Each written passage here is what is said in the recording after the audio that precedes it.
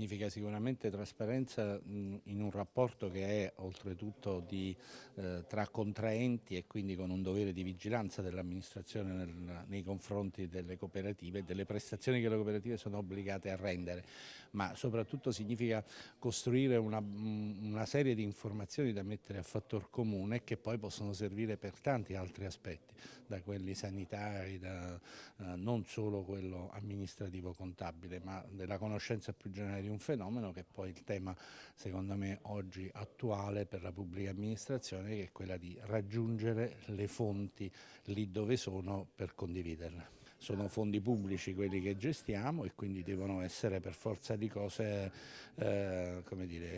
corrisposti a fronte di prestazioni certe, per soggetti certi, per numeri acclarati ed è il grande tema della culpa in vigilando, come si chiamerebbe, per il pubblico amministratore nel momento in cui non adempie a questo obbligo di vigilanza con la solerzia dovuta.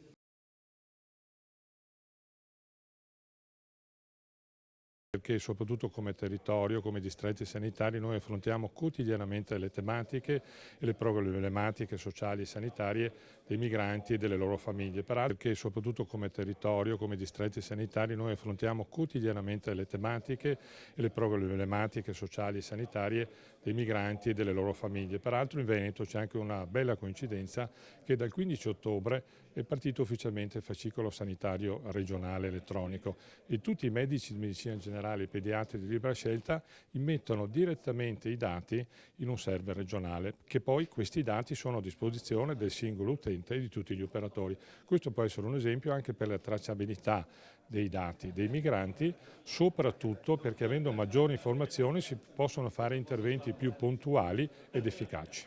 Le problematiche sono essenzialmente due, legate ai problemi della gravidanza, molte sono giovani donne con gravidanza in corso o con bambini piccoli, i problemi delle malattie infettive che chiaramente sono ancora importanti.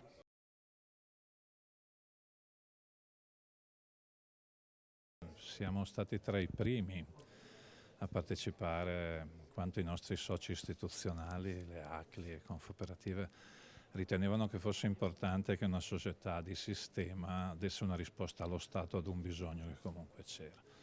Abbiamo il patrimonio, abbiamo la parte immobiliare e chiaramente ci siamo dotati immediatamente di un sistema informativo, perché in ogni caso spendere un soldo pubblico è come spendere, anzi è molto più difficile che spendere un soldo proprio, perché i soldi propri se ne risponde personalmente e dei soldi pubblici se ne risponde la comunità.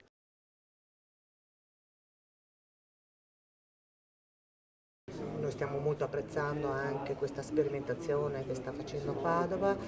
Su Vicenza ci si rivolge un attimo di più ad un'ipotesi di comunicazione fra gli enti e di formazione per farsi carico anche di queste persone.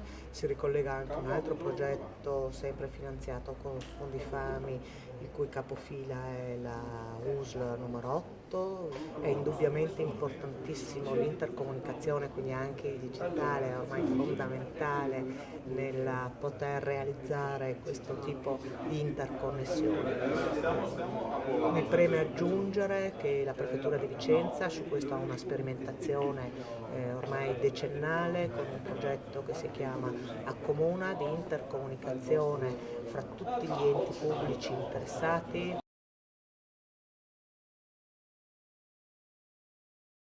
Ma anche il sociale, anche la cooperazione vive di digitale, sempre di più sarà utilizzato il digitale per migliorare i servizi che vengono erogati. Questo è lo spirito con cui anche oggi, passando dai big data, intelligenza artificiale, social e quant'altro, abbiamo partecipato e collaborato volentieri all'evento di oggi.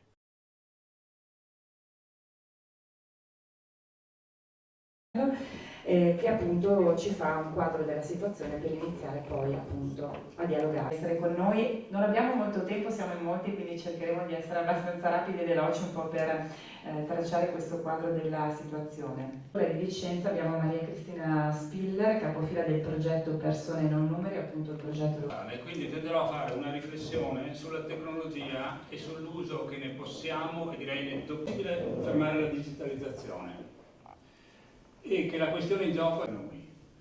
Sostanzialmente riconosceva che all'interno di un ineludibile progresso vi sono degli spazi consapevoli della natura della tecnologia, del ruolo che l'uomo può avere in questo. È chiaro, possiamo preparare meglio al futuro. Tutte le amministrazioni che su questo territorio lavorano, locali o centrali che siano, ma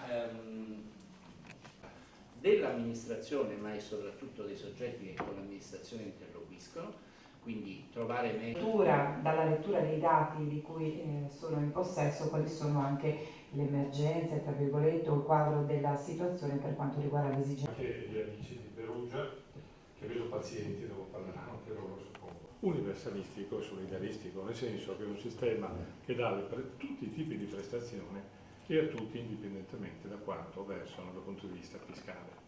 Quindi anche a chi non ha nessuna possibilità e soprattutto anche ai migranti. Questo non succede, parlava di Big Data, già contiene 220 milioni di documenti, di cui quasi 140 milioni solo di ricette.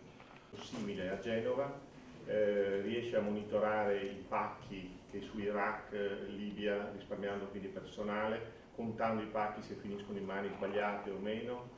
Poi si può fare ovviamente telemedicina. La finalità nostra di Digital Meet, che oggi cambiano gli skill, cambiano le competenze. Quindi la funzione dell'associazionismo è proprio